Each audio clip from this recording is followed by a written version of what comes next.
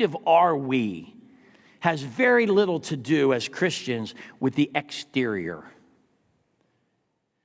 Oh, what is the ideal? Well, we see God's ideal, his ideal is a matter of the heart. It's a matter of where we live, and we'll talk more about that in a moment or two. But I really want to, as we set this up today, to look at who you and I, how attractive are we, has very little to do as Christians with the exterior.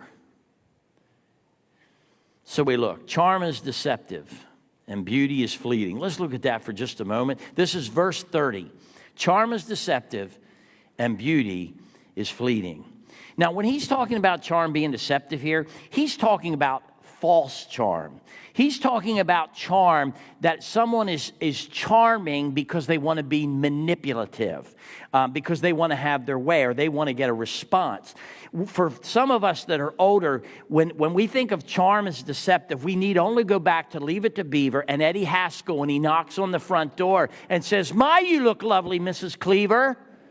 How many of you know Eddie Haskell? Okay. Now, those of you who don't know Eddie Haskell, maybe you know Blair Warner from Facts of Life. Blair was very similar in, depending who she was talking to or who she was around, she would conduct herself in a way to get what she wanted. And so charm can be very deceptive. It can be a disguise for what's really behind the curtain. There's a charm that harbors some sense of deceit in that. And some of you, I bet, have met people and initially you went, "Well, they were really charming." And then you got to know them.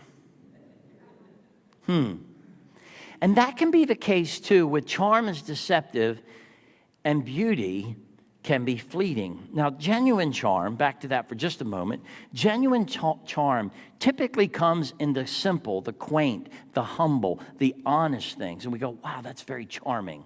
That's a charming," or the way they conducted it. There's no pretense. There's just a humility of kindness and being real. So we have charm is deceptive and beauty is fleeting. Does anyone want to say amen there? Beauty is fleeting.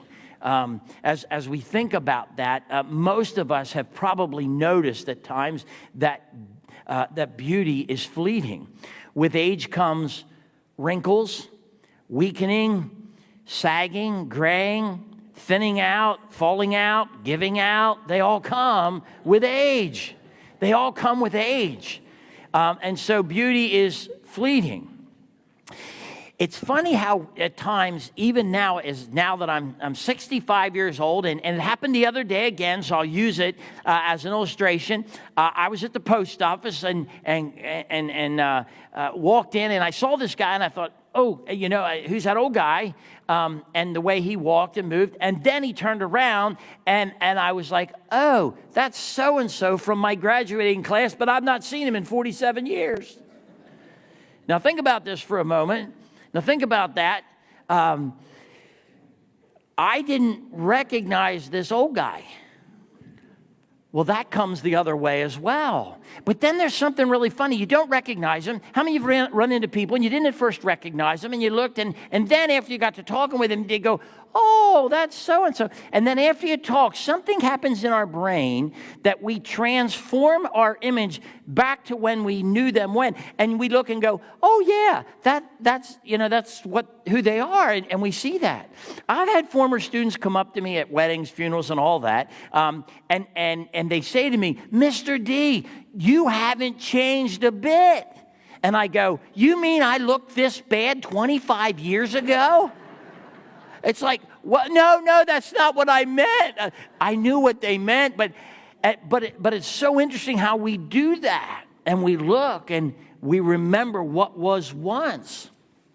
Hey, we do it with ourselves, don't we? How many of you have old pictures? You go through the old picture yourself and you look at it. And first of all, the first thing we probably do is to look at our hairstyle and we go, "What was I thinking?"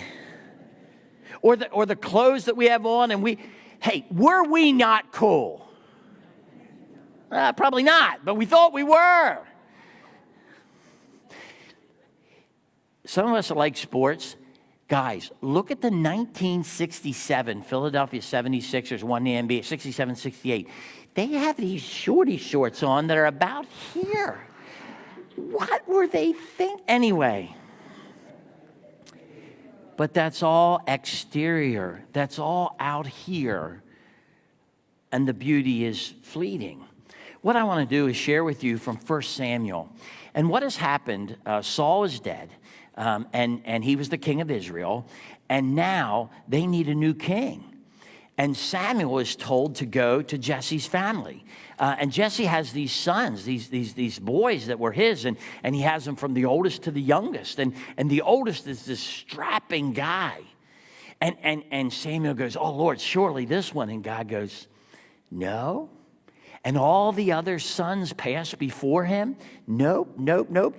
And he says, "Do you have any other boys?" And he said, "Well, yeah, I have a shepherd boy out in the field right now. His name is David. I can go get him." And you know the rest of the story. The Lord said to Samuel, "Do not consider his appearance or his height, for I've rejected him." That the Lord does not look at the things man looks at. Man looks at the outward appearance, but the Lord looks at the heart. Charm is deceptive, and beauty is fleeting. There was a kindergarten, true story. I talked to the grandfather.